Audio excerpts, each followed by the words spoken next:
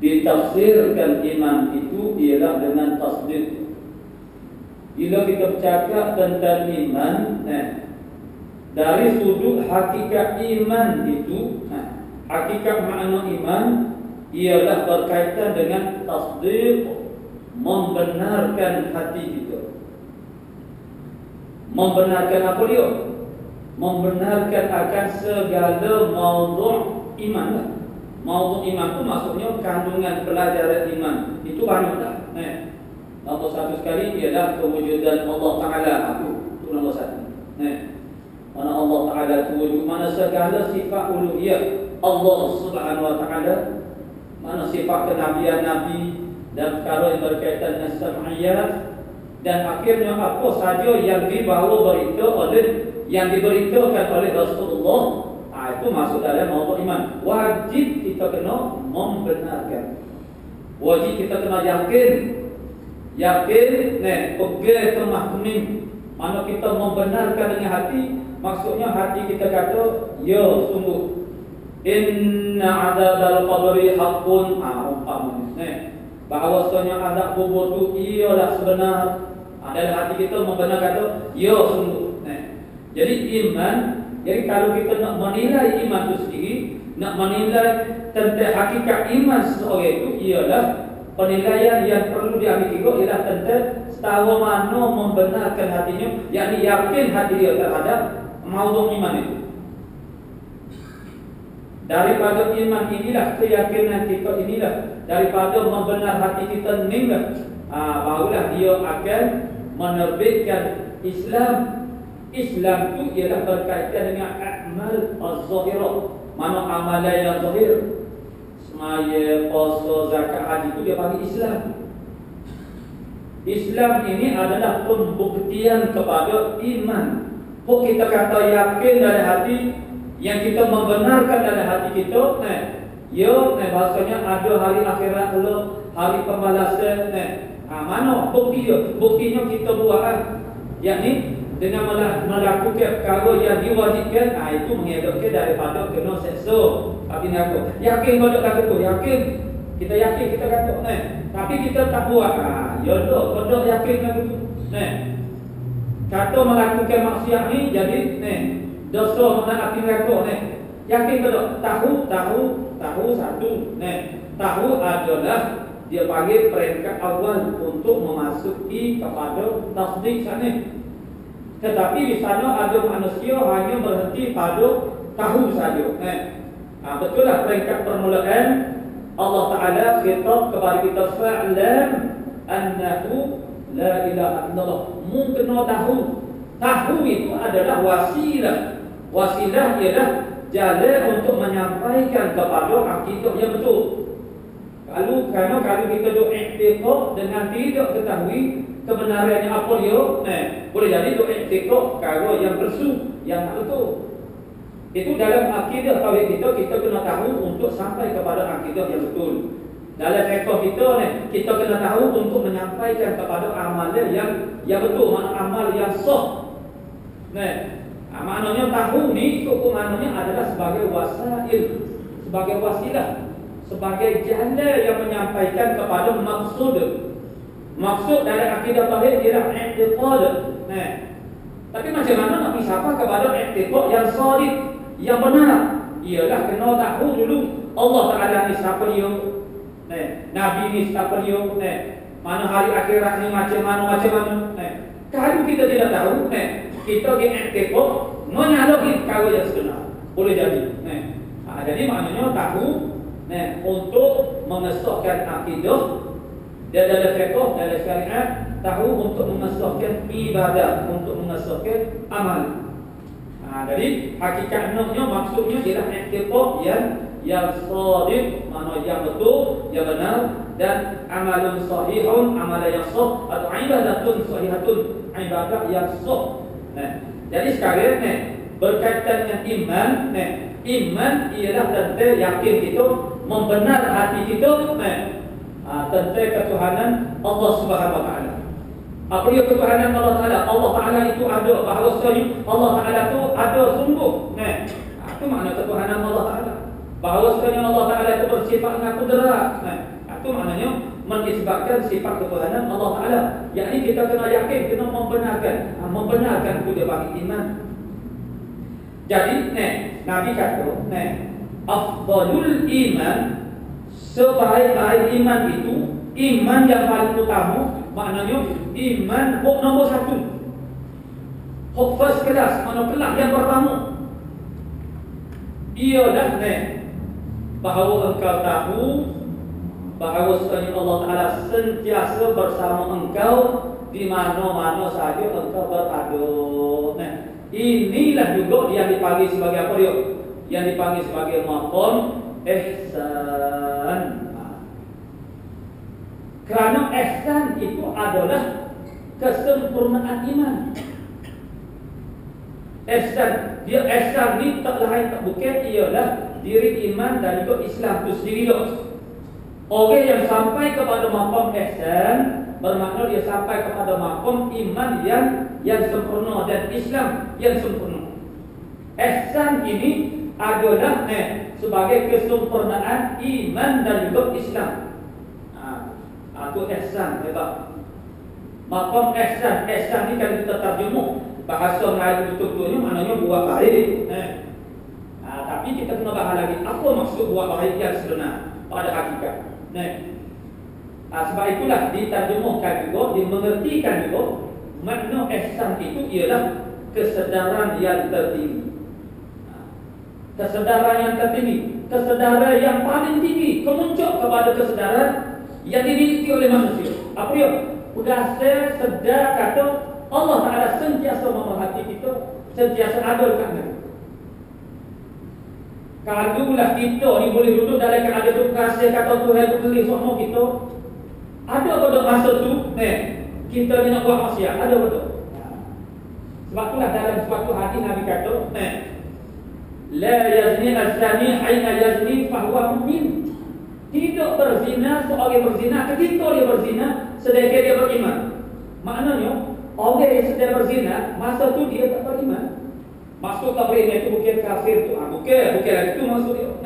Tengok sini dia kata kesempurnaan iman yang terbaik itu seafdal iman itu ialah mungkaba, tahu maksudnya mungkaba, sedar, kasih Allah Ta'ala sentiasa bersama engkau di mana saja kamu berada.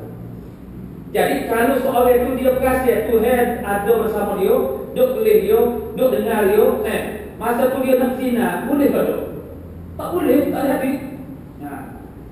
Bermaknanya, masa seorang itu berzina, begitu juga sambungnya hari itu, la yasriku as-sariqu hina yasriq fa huwa mu'min. Tidak mencuri oleh orang yang mencuri ketika dia mencuri itu padahal masa itu dia beriman. Maksudnya masa dia mencuri itu dia tak beriman.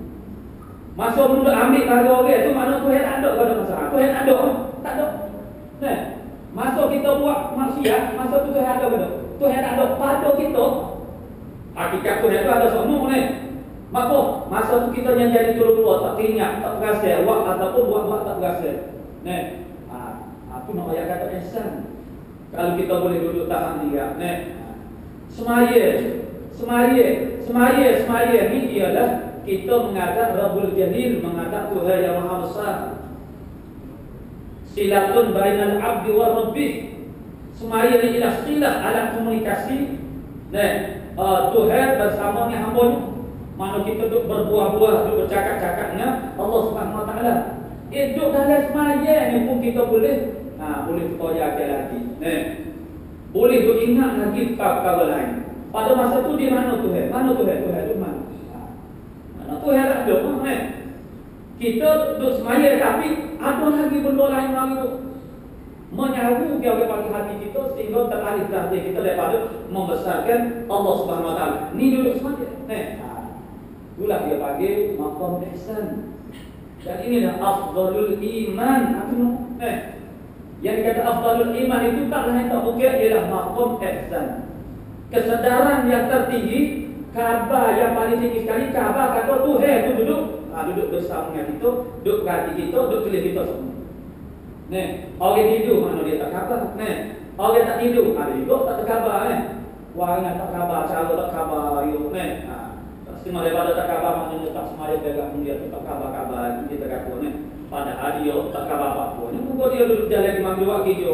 Dia tak mana tak khabar. Dengar keadaan dia promo banyak tapi tak hingga kepada perintah Allah Ta'ala. Namun dia tak khabar. Jadi maknanya kita oleh tak semaya kita panggil oleh tak khabar. Oleh semaya tak kosong tak khabar juga panggil. Kita semaya tapi tak khabar kata untuk menghadap kita. Yang mana maksudnya ialah kita semaya sepatutnya kosong maknanya tetap hati kita hanya menghadap kepada Allah Ta'ala. Sepatutnya itu. Tapi nya jadi terkabar juga, ambil ingat lagi kepada yang lain-lain. Itu maksudnya kita tak sampai kepada tahap kesedaran yang tertinggi. Kabar yang tertinggi ialah kabar kata Tuhan tu sentiasa duduk hati. Sehingga makom ini akan menyebabkan lahirnya perasaan malu kepada Allah Ta'ala. Malu. Kalaulah kita duduk rasa dengan keadaan kita ni sudah ada sifat Allah panggil membesarkan Allah Ta'ala, berasa malu kepada Allah Ta'ala, saya kepada Allah Subhanahu Wa Ta'ala, takut kepada Allah Subhanahu Wa Ta'ala. Kalau kita takut kepada seseorang, kalau kita malu kepada seseorang, dan kita tahu pada masa tu dia ada dekat kita, masa tu kita tidak akan buat benda-benda yang Allah panggil tak patut. Maksudnya dihadapkan dia kan. Tapi bila dia tak ada, barulah kita tergamuk. Kalau kita ni jadi kecil, tak tetapi kecil ikut sedar, tapi kita ada malu kepada seseorang. Kalau ada dia, kita jaga. Kalau tak ada dia tak apa, kita berani kecil. Bila ada dia, kita tegur balik. Jadi nasi sebab ada yang perasaan malu pada dia. Jadi Allah Ta'ala bila masa dia ni tidak dapat mengetahui, mengesan, tidak menyedari kehadiran kita, perbuatan kita, ahwal kita, tak ada. Bermaknanya sentiasa saja di mana saja kita berada, apa yang ada dalam hati kita pun Allah Ta'ala tahu, Allah Ta'ala dengar, Allah Ta'ala nampak. Bukan tahu saja, nampak al-basir, al-alim, al-khabir, al-sami' habis. Jadi kita ni dimak maknanya dikontrol oleh sifat-sifat Allah. Sehingga maka inilah menjadi seorang itu seorang yang sangat Allah panggil mana bagus Islamnya, mana perbuatan dia kerana terjagakan oleh pengawasan daripada Allah Ta'ala. Terasa dirinya sentiasa diawasi oleh Allah Subhanahu Wa Ta'ala. Tak apalah kalau panggil atas jalan raya kita takut kepada penguasa yang namanya oleh ataupun JPJ. Itu sementara kita tahu dia tu ada di mana-mana, kita ingat. Tapi kita tahu banyak tempat yang dia tidak berada di situ. Dengan sebab itu kita berani buat kesadaran jalan raya. Maknanya pengawasan daripada penguasa manusia makhluk ini terhad. Tapi di mana masa mana punya mana yang mana kita oleh panggil terluar daripada pengawasan Allah Subhanahu Wa Taala.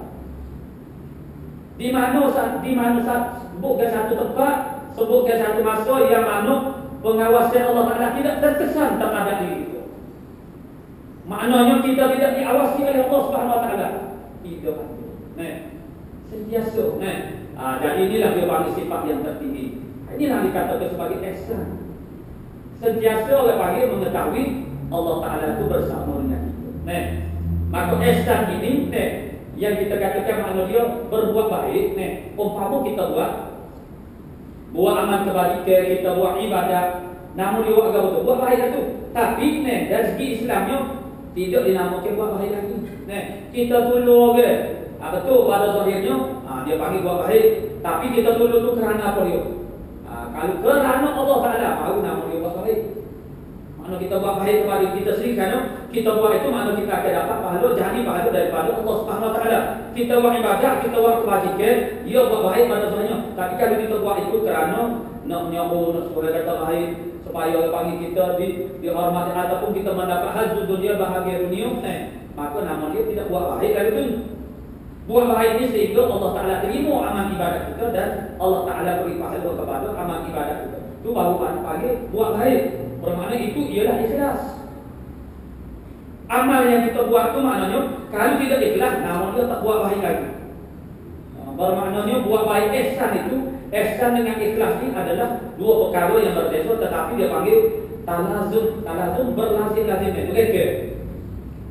Maknanya seorang yang melakukan amal yang ikhlas bermakna dia tu ada sifat ihsan. Karena dia buat itu kerana Allah Ta'ala, mana untuk diperlihatkan kepada Allah Ta'ala, untuk dihargai oleh Allah Ta'ala. Kita kadang-kadang buat kerja Islam tapi untuk dihargai oleh manusia. Bila kita tak mendapati manusia menghargai usaha kita mula kecewa, kita mula keras. Betul hasil. Malah pasal buat lagi. Aku seorang yang bersih kawasan masjid umpama. Tak ada sama-sama dia nak menghargai. Terima kasih kepada itu kita tak boleh rasa kecewa, rasa berat.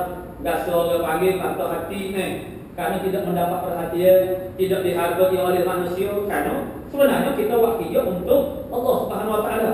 Semua yang kita buat ni ialah lillahi rabbil alamin. Kita nak serahkan bagi Allah Subhanahu Wa Taala. Kalau manusia tak menghargai usaha kita, tak mengaku, kerana penghargaan manusia itu setahu mana sangat dah. Penghargaan manusia ni sedikit sangat dah. Kalau mereka berikan penghargaan, penghargaan daripada Allah Taala, itulah yang sangat hebat. Mengharap dia janji Allah Taala. Jadi kalau begitu, kalau ni dia panggil cara kita latih di kita, supaya dia panggil kita buat itu hanya untuk Allah Subhanahu Wa Taala. Yang pertama kita kena dia panggil sentiasa merasai kehadiran Allah Subhanahu Wa Taala. Ini dia panggil tarbiyah iman. Mana kita kena ajar di kita, latih di kita, dengan pelajaran-pelajaran iman sehingga sampai kepada tahap iman ini. Tahap bahasanya kita tahu maksud tahu sini ialah yakin dan ta'lama, bahawa kamu tahu, maksudnya bahawa kamu yakin. Bukan sekadar tahu saja, yakin. Yakin bahawa Allah Taala sentiasa bersama dengan kamu di mana-mana sahaja kamu berada. Maka pengetahuan dan keyakinan yang sebegini tidak akan membenarkan diri kita untuk melakukan perkara yang dimaksud oleh Allah Subhanahu Wa Taala. Bila kita tahu Tuhan itu bersama dengan kita, inilah yang akan mencegah diri kita untuk nak buat benda yang ada. Kerana kita ada rasa takut kepada Allah, takut kepada pembalasan azab seksa yang dijanjikan oleh Allah Subhanahu Wa Taala. Tapi sekali kita terlupa bahawa Allah Taala itu memandang kepada kita, mendengar, melihat dan berada di samping kita, maka pada masa itu menjadikan kita tu berani nak buat kesalahan. Kita berani menipu, kita berani khianat, diamanahkan kepada kita harta, atau panggil harta timur panggil ni, bukan.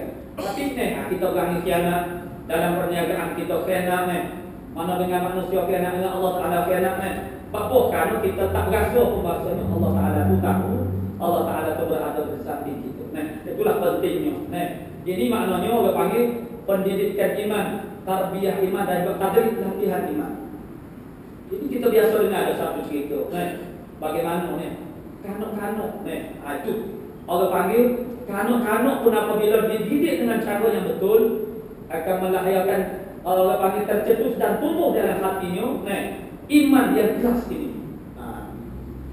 Mana cerita esok orang jual susu, dia jual susu, ialah kadang-kadang syaitan dia masuk, supaya panggil buat benda-benda yang kena, mana kena yang dicampur dengan air tu, nak jadi banyak, jadi supaya juga banyaklah kita hari ni banyaklah, campur dengan benda sing, benda-benda lain, supaya jual sate atau gabung, campur dengan air banyak, mana lebih pada hak, jadi menyebabkan produk itu tidak bermutu, akhirnya kadang-kadang cepat basi, kadang cepat masuk, orang mengharap bila kita beli suatu barang, kita harap dapat manfaat daripadanya, tapi akhirnya kita kecewa, itu banyak berlaku, bakul kan buat lagu tu, kerana masa tu buat tu maknanya Tuhan tak ada, Tuhan tak ada, ada dia lah, tengok anak kecil, Sayyidina Umar ni kita tahu sejarah, bagaimana seorang pemimpin semasa dia jadi khalifah, sentiasa orang panggil waktu malamnya, orang panggil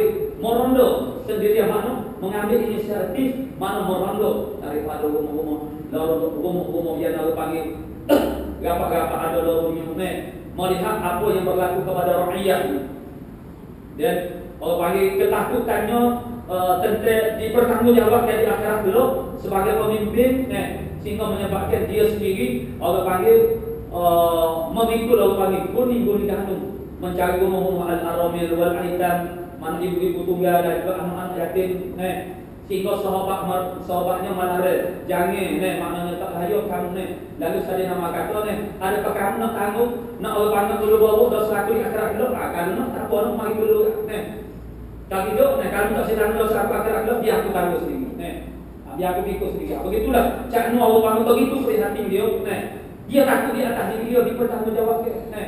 Lalu dalam banyak-banyak siri ronda dia itu, dia berada di satu orang panggil umum, dan terdengarlah orang panggil dialog antara orang panggil ibunya anak, yang orang panggil ibunya menjual orang panggil susu, susu lembu, atau susu untuk, yang ibu pada menyuruh anaknya supaya mencampuri sedikit air, supaya jumlahnya jadi banyak. Kuantiti maknanya lebih banyak. Panggil maknanya, jadi akhirnya jual pun. Kalau panggil dia jual aku dapat banyak lah pendapatan. Itu lalu si anak mengatakan tak boleh. Kalau panggil mana? Kalau panggil mana ni tak boleh, mana tak betul lagi ni. Lalu ibunya kata, Saidina Umar aduk dah, dia tak tahu ni. Yo, tu yang Saidina Umar apa tahu ni. Itu makna perkataan jawapannya kepada semua. Itu sangat menyentuhkan hati Saidina Umar bahawasanya sebegitu anaknya kecil pun ada orang panggil mempunyai dia, orang panggil naluri, kita loh iman yang bersih ini. Itulah makna gerti takut pada Tuhan. Jadi maknanya tak kira lah di mana-mana kita berada. Dari cuba kau, dari gelap kau, gambar-gambar kau, seorang diri kau, bersama dengan Allah yang mempunyai pengaruh kuasa kau, Allah Ta'ala tetap ada. Itu kadang-kadang orang yang berduduk ke ataupun panggil mempunyai kawan-kawan yang berpengaruh, dia rasa sedap hati, dia rasa selamat, dia boleh buat apa saja. Ingat bahasanya Allah Ta'ala ada bersama kita. Bila-bila masa saja, maknanya inilah mana orang panggil iman yang sampai kepada tahap inilah yang akan orang panggil mendorongkan diri orang ini untuk menjadi hamba yang benar-benar muti, manfaat kepada perintah Allah Subhanahu Wa Taala dan melaksanakan Islam. Islam maknanya penyerahan diri. Jadi tadi iman ialah tasdik dari hati itu membenarkan Islam itu menyerah diri makna buat apa saja yang Allah Taala kata. Karena Islam itu pembuktian kepada iman sampai. Jadi itulah betul lah makna Nabi kata afdalul iman, mana selebih-lebih iman, mana iman yang nomor satu, mana bahawa engkau tahu, mana engkau yakin, yakin bahawa sebenarnya Allah Ta'ala serta dengan engkau di mana-mana saja engkau berada.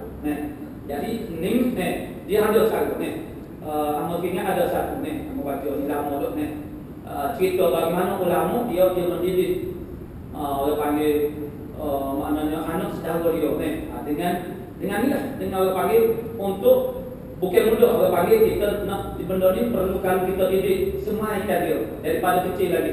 Anak saudara dia yang akhirnya jadi ulama ustaz tu sejak daripada kecil lagi dia sudah didik tu dia suruh kata ni maknanya tanpa difahami kerana kecil macam juga kita suruh hafal segala pelajaran peringkat permulaan itu dihafalkan saja tanpa dia memahami apa yang dia hafal.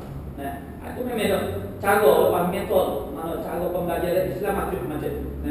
Jadi dia ajar anak saudara dia supaya menyebutkan Allahumma inna kata masa nak tidur awal dia kata budak ni anak saudara dia ketika ni masa umur 4-5 tahun dia ajar dia suruh kata masa nak tidur kata gini awal Allahumma inna Allah bersama aku kata mula-mula hari yang pertama kata sekali bila membuang hidung kata Allahumma in Allah bersama aku hari yang kedua kata 2 kali tiap-tiap kali nak tidur kata Allahumma in Allah bersama aku kamu daripada tidur kamu keluar daripada rumah kata setiap daripada perubahan awal perubahan kelakuan kata gitu.